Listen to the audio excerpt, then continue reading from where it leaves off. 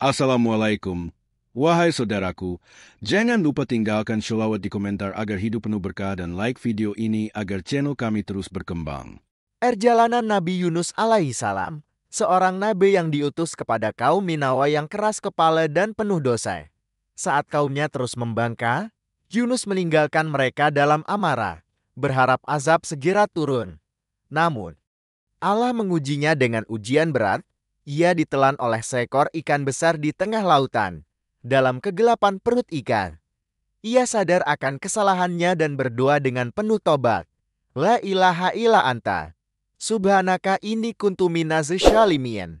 Sebelum lanjut, jangan lupa subscribe channel kami. Langit di atas negeri Ninawa tampak cerah, seolah tidak pernah terjadi apa-apa. Padahal, di balik keindahan langit itu, hati manusia di bumi telah hitam dan keruh. Negeri yang dulu diberkahi kini menjadi tempat tumbuhnya kesombongan, pengingkaran, dan penyembahan berhala. Di tengah kondisi itulah, Allah Subhanahu wa Ta'ala mengutus seorang nabi yang akan mengguncang nurani mereka, Yunus bin Matta. Nabi Yunus adalah lelaki yang gagah, tegas, dan jujur. Ia berasal dari keturunan mulia Bani Israel dan telah dipilih oleh Allah untuk mengemban amanah yang berat, menjadi cahaya di tengah gelapnya kesesatan. Ketika wahyu datang padanya, Yunus tahu ini bukan perkara ringan. Ia akan menghadapi bangsa yang keras kepala. Aku diutus untuk kalian, kata Nabi Yunus suatu pagi kepada para tetua Ninawa. Tinggalkanlah berhala kalian. Sembahlah hanya Allah, Tuhan yang Maha Esa. Lelaki tua berambut putih meliriknya sinis. Kami menyembah Dagon, dewa laut. Ia telah memberkahi kami dengan hasil tangkapan dan pertanian yang subur. Apakah Dagon itu bisa menciptakan langit dan bumi? Tanya Yunus.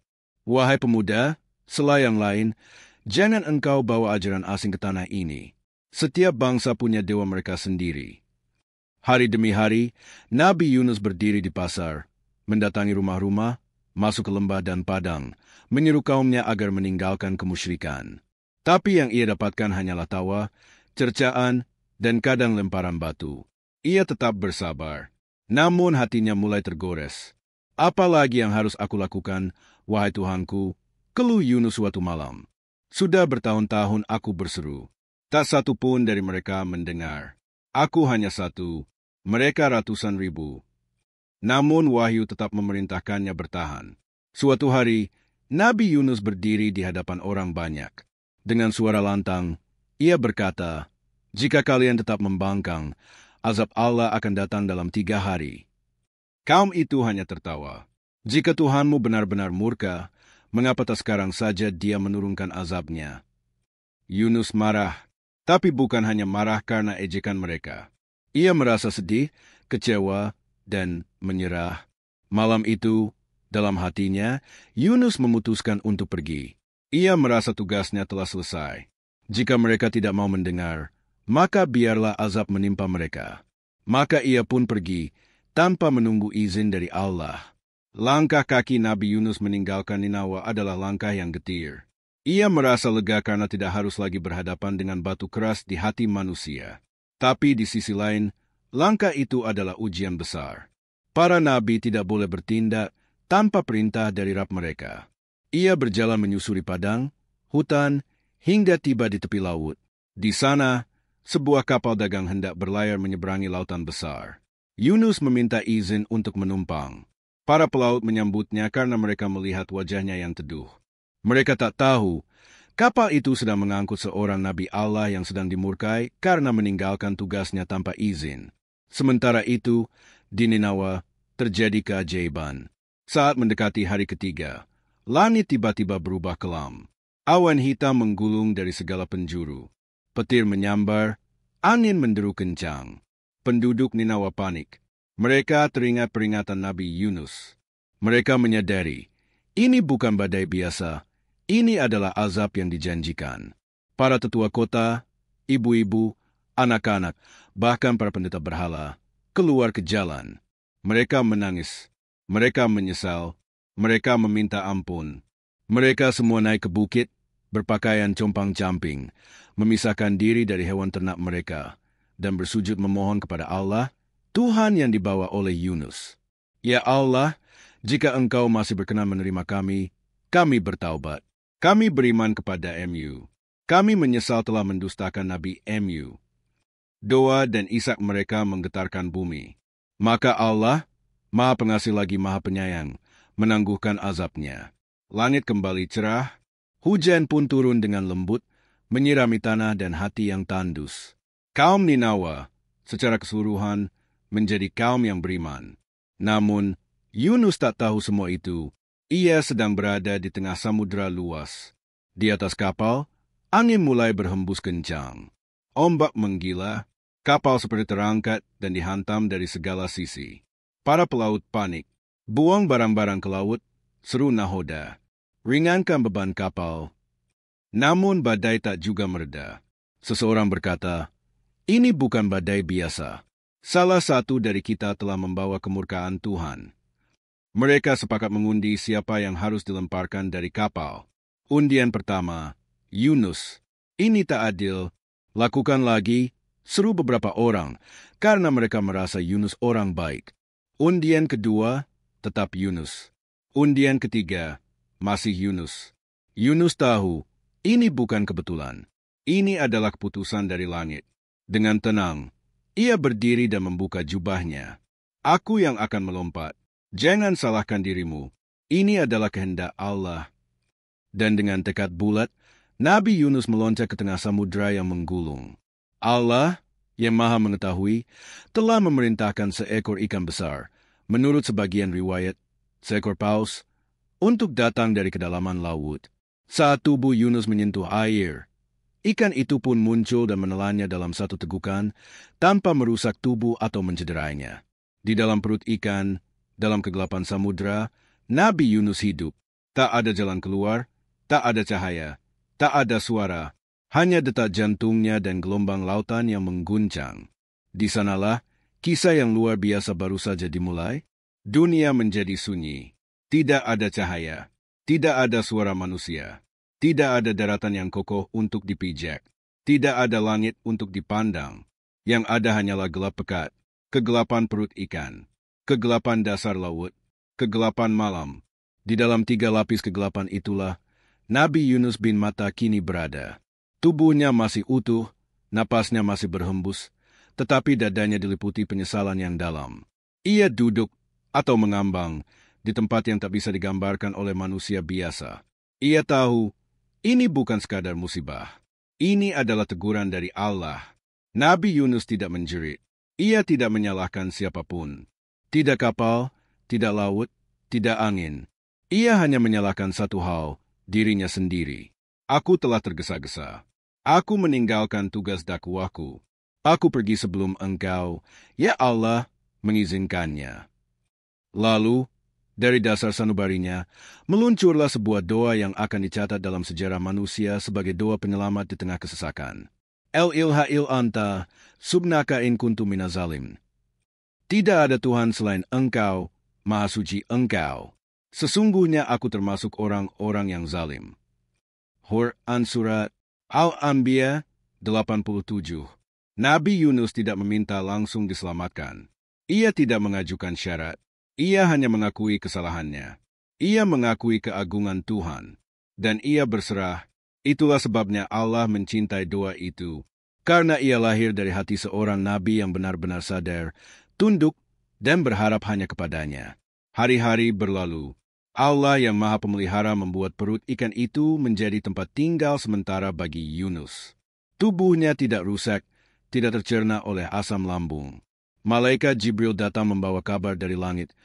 Allah tidak murka selamanya pada hambanya yang bertobat. Ikan itu pun, atas izin Allah, berlayar mengelilingi lautan. Setiap makhluk laut yang melihatnya bertanya, "Wahai ikan, siapa yang ada di perutmu?" Ikan itu menjawab, "Dia adalah Nabi Allah, Yunus bin Matta."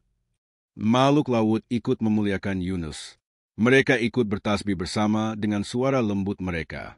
Yunus, dalam gelap itu, terus berzikir, terus berdoa. Lidahnya tidak pernah berhenti menyebut nama Allah. Hatinya terus mencintai Tuhannya. Dan Allah pun menjawab, Kalau saja dia tidak termasuk orang-orang yang banyak bertasbih, niscaya dia akan tetap tinggal di perut ikan itu sampai hari kiamat. Quran Surat As-Saffat 143-144. Namun karena Yunus termasuk orang-orang yang bertasbih dan memohon ampun, Allah memerintahkan ikan itu untuk memuntahkan sang nabi ke tepi pantai. Hari itu, laut tenang. Ombak bersahabat. Seekor ikan besar naik ke permukaan dan mengarah ke tepi. Dengan perlahan, ikan itu memuntahkan tubuh Nabi Yunus yang telah lemah.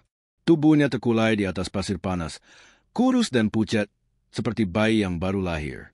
Kulitnya rusak karena asam lambung ikan. Ia nyaris tidak bisa bergerak. Lalu Allah menumbuhkan pohon labu, yaktin, di samping tubuhnya, dengan daun besar untuk menaungi dan buah untuk menguatkan. Malaikat mendatanginya setiap pagi dan sore, membasuh luka dan menyuapi makanan. Perlahan-lahan, Yunus kembali pulih. Lalu datanglah perintah itu, kembalilah kepada kaummu. Yunus terdiam, hatinya campur aduk. Ia mengira Ninawa telah binasa. Tapi Allah berfirman, mereka telah beriman, maka kami beri mereka kenikmatan sampai waktu yang ditentukan. Quran Surat Yunus 98. Nabi Yunus pun berdiri. Dengan tubuh yang masih lemah tapi hati yang kuat, ia menapaki kembali jalan menuju negeri yang pernah ia tinggalkan. Perjalanan pulang ke Ninawa tidak mudah. Ia menyusuri lembah, menyeberangi sungai, dan melintasi gurun pasir. Tapi setiap langkahnya kini penuh harap. Tidak ada lagi kemarahan. Tidak ada lagi keputusasaan. Hanya ada kerinduan untuk kembali kepada tanggung jawab. Ketika dari kejauhan tampak menara-menara dan rumah-rumah Ninawa, hati Nabi Yunus bergetar. Ia bertanya-tanya, apakah mereka akan mengusirnya, mencacinya karena pernah pergi? Tapi ketika ia memasuki gerbang kota, warga menyambutnya dengan air mata haru. Seorang ibu berteriak sambil menangis, "Wahai Yunus, engkau kembali. Kami telah menyesal. Kami telah beriman." Anak-anak kecil berlari membawa air dan roti. Lelaki tua menunduk hormat. Para pemuka kota datang dengan pakaian putih dan hati bersih. Kami mencari-cari engkau setiap hari sejak langit berubah warna. Kami tak pernah berhenti berdoa agar engkau diampuni dan kembali. Nabi Yunus menahan air mata. Ia tidak menyangka, kaum yang dulu membangkang kini menjadi kaum yang penuh cahaya. Dan itulah satu-satunya kisah dalam Al-Quran di mana sebuah bangsa secara utuh beriman setelah didakwahi, tanpa kecuali. Hari-hari berlalu, Nabi Yunus kembali mengajar mereka tentang tauhid, ibadah, akhlak, dan kasih sayang. Ninawa menjadi kota yang damai. Tidak ada lagi penyembahan berhala. Anak-anak tumbuh dengan ilmu dan iman. Yunus pun menjalani tugas kenabiannya dengan sabar dan penuh cinta. Namun, setiap malam, Yunus selalu teringat kegelapan itu. Kegelapan dalam perut ikan. Kegelapan yang menjadikannya terang. Itulah mengapa ia tidak pernah berhenti melafalkan doa itu. El-ilha il-anta, subnaka in kuntu minazalim. Dan setiap kali umat Islam membaca doa itu hari ini, sejatinya kita sedang mengulang kalimat yang telah menyelamatkan seorang nabi dari gelap paling dalam. Langit pagi di atas Ninawa bersinar cerah. Burung-burung berterbangan menyambut hari, dan warga kota mulai sibuk dengan pekerjaan mereka. Namun, ada sesuatu yang berbeda dari kota ini sejak Nabi Yunus kembali. Ketenangan dan iman meresap ke dalam setiap sudut jalan dan rumah. Sebelum Nabi Yunus pergi dalam kemarahan, Ninawa adalah kota yang sombong. Para pemuka menyembah berhala, pedagang curang dalam timbangan, dan rakyat hidup dalam kelalaian. Tapi kini, setelah badai peringatan mengguncang dan Yunus kembali dalam cahaya taubat, seluruh negeri itu berubah. Nabi Yunus menyadari bahwa keajaiban terbesar bukanlah diselamatkannya ia dari perut ikan, melainkan dibukanya hati seluruh kaum untuk beriman. Pagi itu, Nabi Yunus berdiri di pelataran sebuah bangunan tua yang dulunya kuil berhala. Sekarang, tempat itu telah dibersihkan dan diubah menjadi tempat ibadah kepada Allah. Orang-orang berkumpul. Ada laki-laki, perempuan, orang tua, bahkan anak-anak yang duduk rapi. Mata mereka memancarkan rasa ingin tahu dan ketundukan. Dengan suara tenang, Yunus memulai khutbahnya. Wahai kaumku, sesungguhnya hidup kita ini bukanlah untuk mengumpulkan dunia, bukan untuk meninggikan diri, tapi untuk menyembah Allah dan memperbaiki amal. Dahulu kalian keras kepala, dan aku pun tergesa-gesa. Tapi Allah Maha Pengampun. Dia mengampuniku dan mengampuni kalian. Maka jagalah iman ini. Orang-orang meneteskan air mata. Seorang pemuda maju dan berkata, "Wahai Nabi Allah, kami ingin belajar. Ajari kami." Maka hari-hari di Ninawa berubah menjadi madrasah besar. Nabi Yunus mengajarkan mereka tauhid, solat, puasa, kejujuran, kasih sayang, dan keadilan. Ia tidak hanya menjadi nabi, tapi juga guru dan ayah bagi seluruh negeri. Satu sore, ketika Yunus berjalan menyusuri pasar, ia melihat sesuatu yang membuatnya terharu. Seorang pedagang tua menangis sambil memeluk timbangan emas. "Wahai Tuan," kata Yunus lembut, "mengapa engkau menangis?" Pedagang itu menjawab, "Dulu aku menipu banyak orang dengan timbangan ini, tapi kini aku mengembalikan setiap kecurangan yang pernah kulakukan. Ini sisa terakhir emas yang tidak halal. Aku ingin membuangnya ke sungai, karena aku takut Allah murka." Yunus tersenyum dan meletakkan tangan di bahu lelaki itu. "Allah mencintai orang yang bertobat. Jadikan emas ini sebagai sedekah bagi fakir miskin. Maka Allah akan menggantinya dengan pahala yang lebih berat dari gunung." Warga di sekitar yang mendengar langsung bersorak takbir. Mereka menyaksikan bahwa perubahan sejati memang terjadi di kota mereka. Iman bukan hanya di lisan, tapi di perbuatan. Namun, tidak semua hal berjalan tanpa ujian.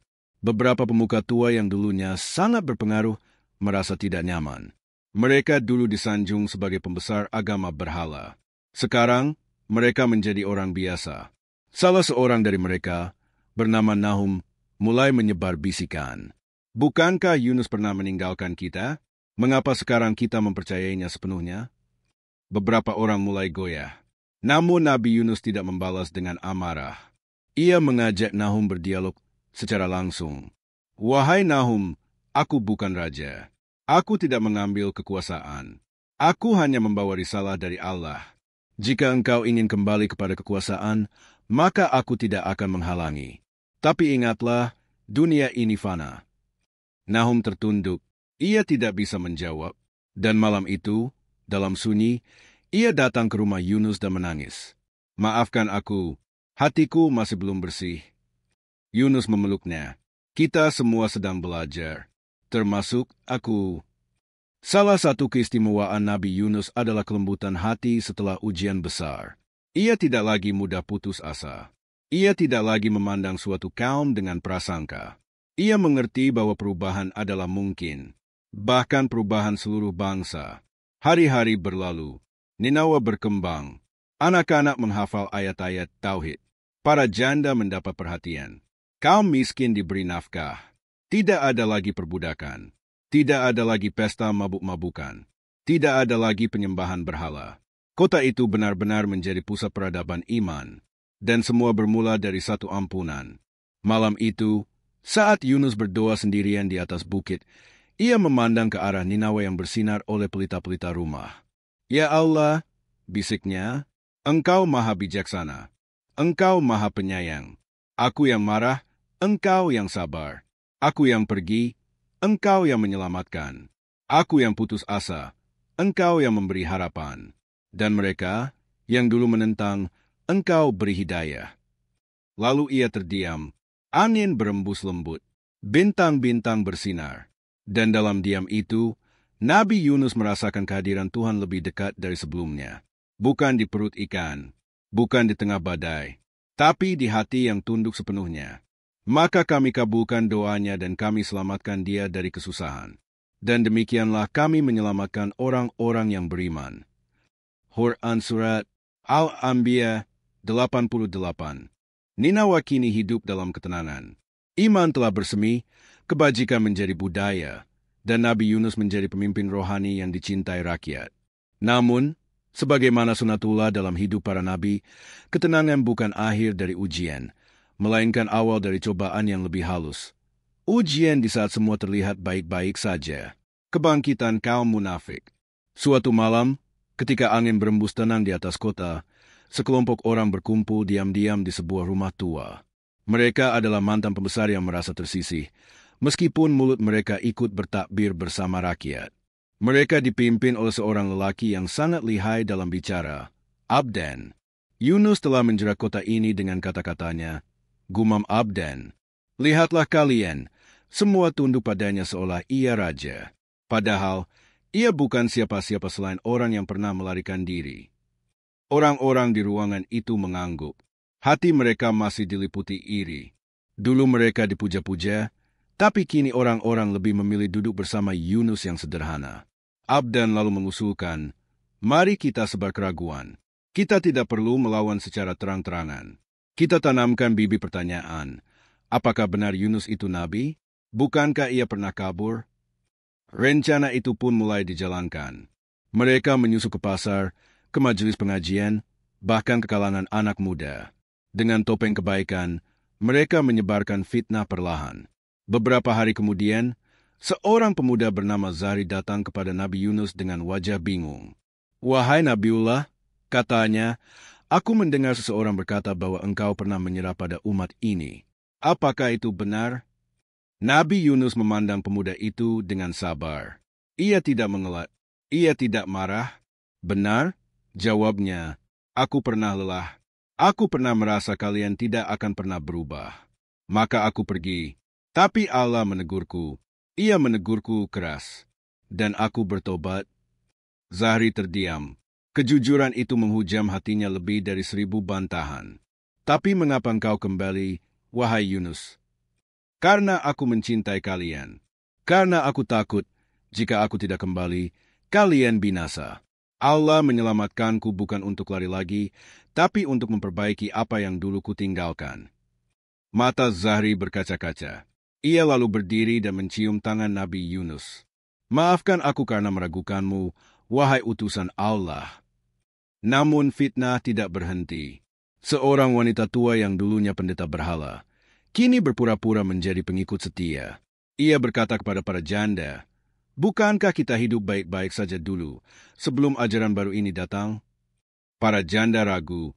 Dahulu mereka memang diberi bagian oleh kuil-kuil, meski penuh hina. Sekarang mereka mandiri, namun harus bekerja keras. Melihat keraguan itu, Nabi Yunus segera bertindak. Ia mengumpulkan seluruh masyarakat di pelataran utama kota. Ia naik ke atas batu tinggi dan menyampaikan pesan. Wahai kaumku, fitnah sedang menyelinap ke antara kita seperti ular yang menyusup di celah tembok.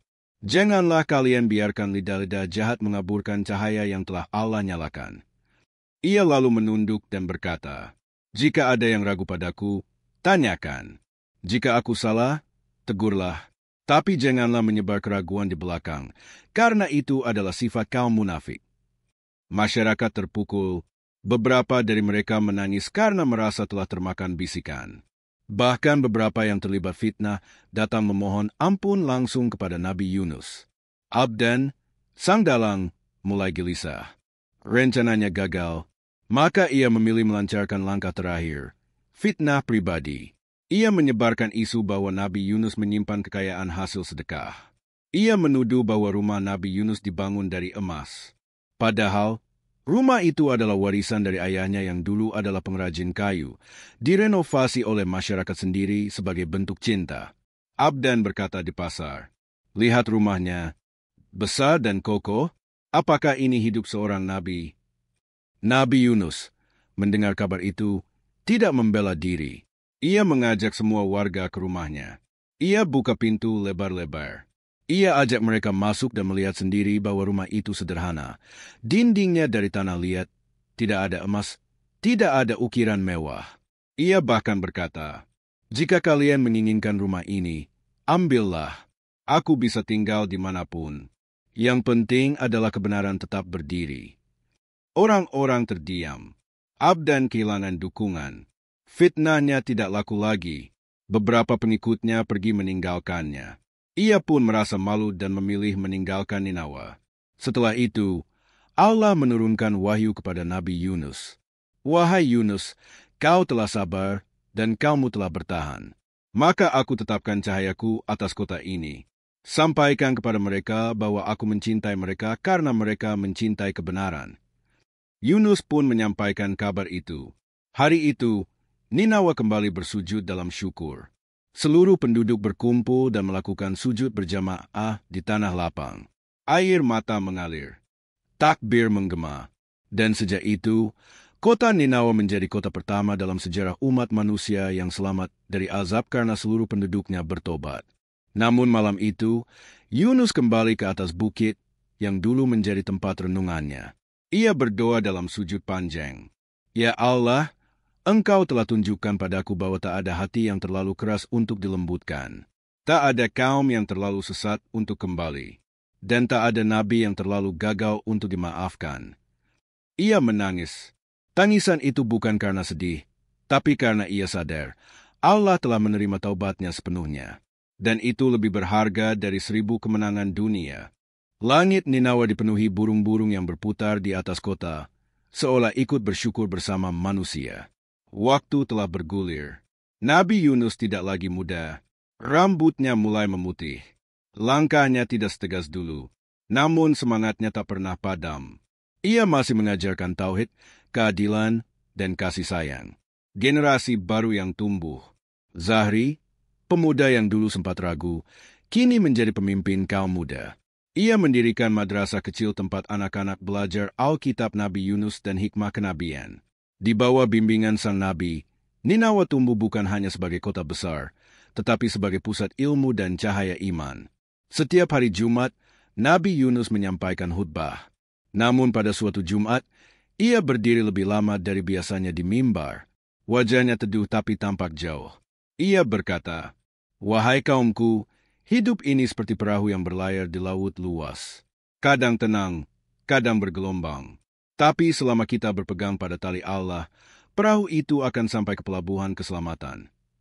Orang-orang merasa ada yang berbeda dalam suaranya, seolah ada pesan perpisahan tersembunyi. Mimpi terakhir sang nabi. Malam itu, Nabi Yunus bermimpi. Ia melihat dirinya berdiri di tepi laut. Angin bertiup pelan.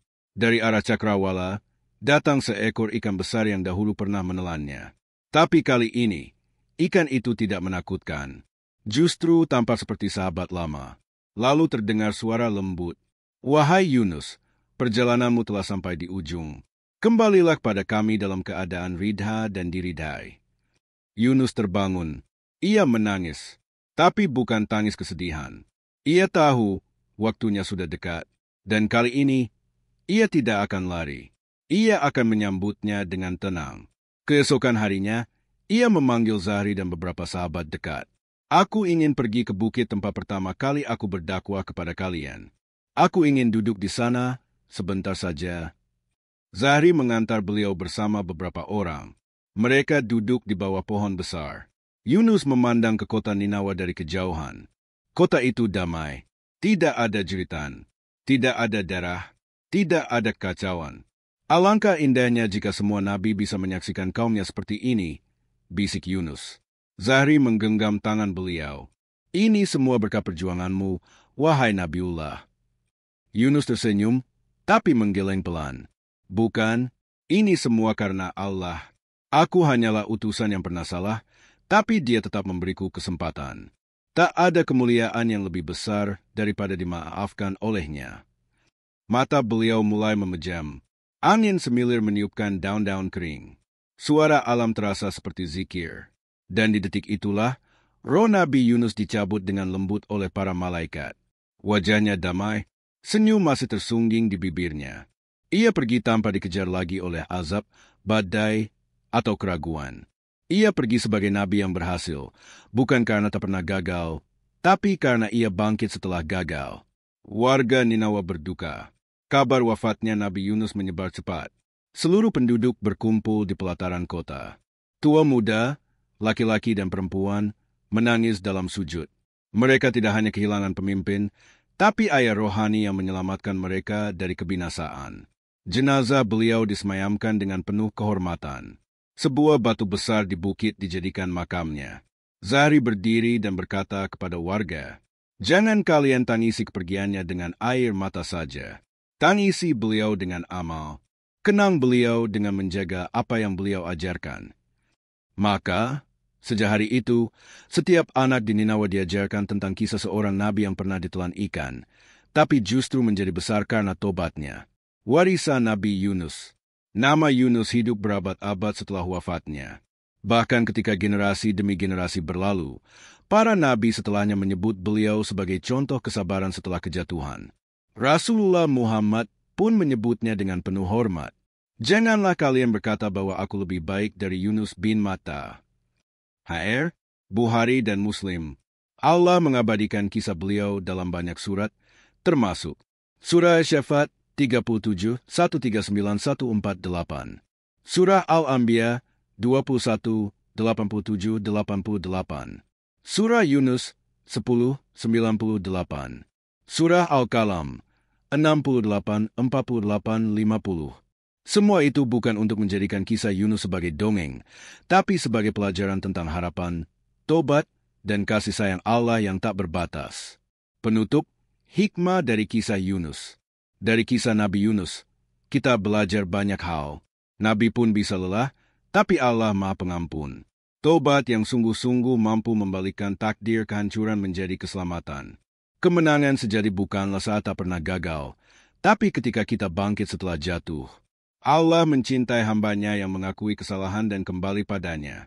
Semoga kisah ini menjadi pelita dalam hidup kita, dan semoga kita bisa meneladani kesungguhan tobat dan keikhlasan perjuangan Nabi Yunus.